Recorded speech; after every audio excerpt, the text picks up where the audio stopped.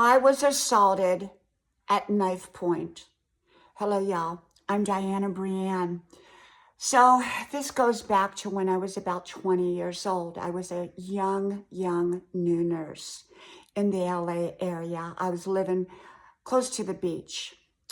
And so I had a little drive. And back then we didn't do 12-hour shifts. We did 8-hour shifts. And I happened to work the 3 to 11 shift, which ended at 11:30. And by the time we got out of there, it was about midnight.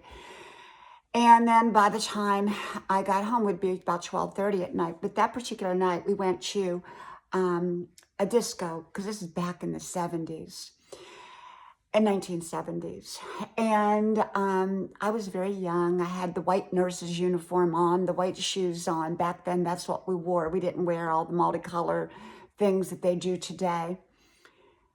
And so I went out with my friends to the disco. I didn't drink or anything, but we just danced around, and I had all kinds of phone numbers given to me from guys. They wanted to date me and all that. Well, I lived in an apartment, and back then we didn't have remote controls. We had a string that you pulled down the garage door, and this was an apartment building. Well, my car garage was way in the back, down a dark alley. It had a light to it, but nobody ever came down that alley if they didn't have their garage there. And so I was coming home about 1:30 in the morning.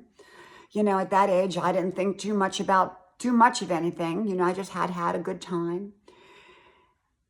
And as I was getting out of my car, you know, and I was pulling the string down, for the garage door, it was probably about a third of the way down, when all of a sudden I felt shoved, brutally shoved to the pavement. Now, it was cement pavement, but it had gravel to it. And so I laid there. I didn't lay there. I was stunned. And there were 3 young guys.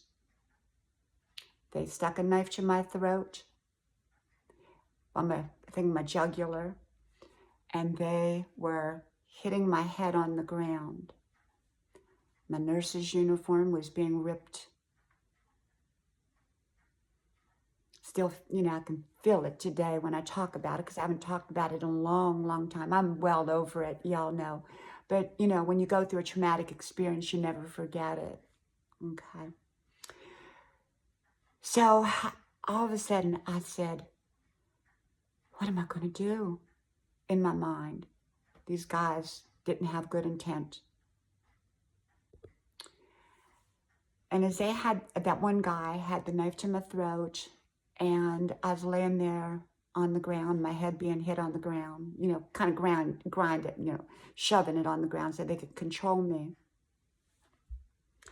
I remember what Grandma said. She said, pray to Jesus. And I said, Lord Jesus, please help me. And down this dark dead-end alley, where nobody was going to come at 1:30 in the morning, comes this roaring old car. And this old man gets out of that car with a stick. And he shakes that stick. And those guys just were horrified, and they got up and ran. I brushed myself off. I didn't even look back. And I ran into my apartment as quick as I could get. I had a roommate at the time. She called the police. And they all came, and there I am, a mess. And back then, they didn't have all the protocols in place like they do today. It was very different. And that in itself was very traumatic for me.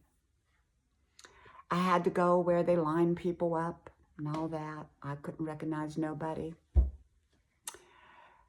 About three or 4 weeks later, I heard some guys, I was on the second level, I heard some guys talking outside my window late at night, about 2 o'clock in the morning. Well, I couldn't sleep at all.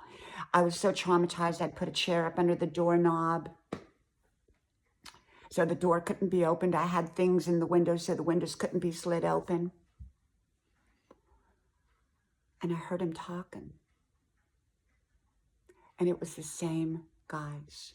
They were standing out there. They were looking for someone new to do that to. So I called the police. They were on their way. I get my mace out. I had mace back then. I never used it. There I was in my nightgown. They heard a police siren and they took off running. Well, I thought it was the police coming for me to help me. And it wasn't. They were going somewhere else. So I run out there, and the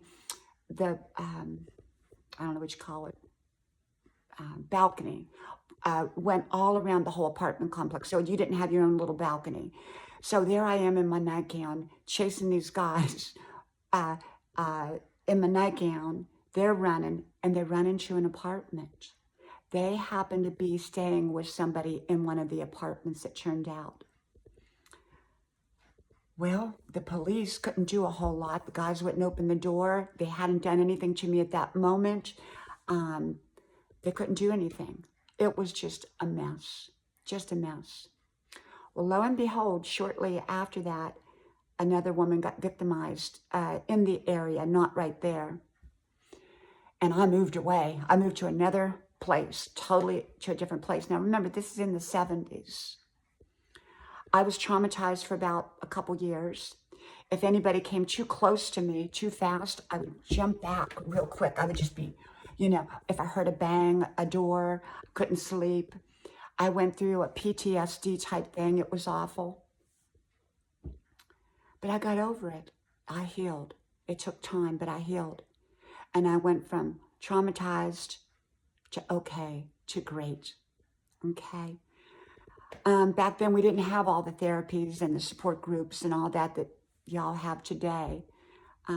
We just had grandma to talk to, and I'd call my grandma. She's back in Appalachia, and I was in California, but I'd talk to her all the time, or to my mama. But I wanted to share that story with you, that I went from trauma to okay to great again. Okay? From my house to yours. May God bless you, and I hope to talk to you soon again. Bye-bye.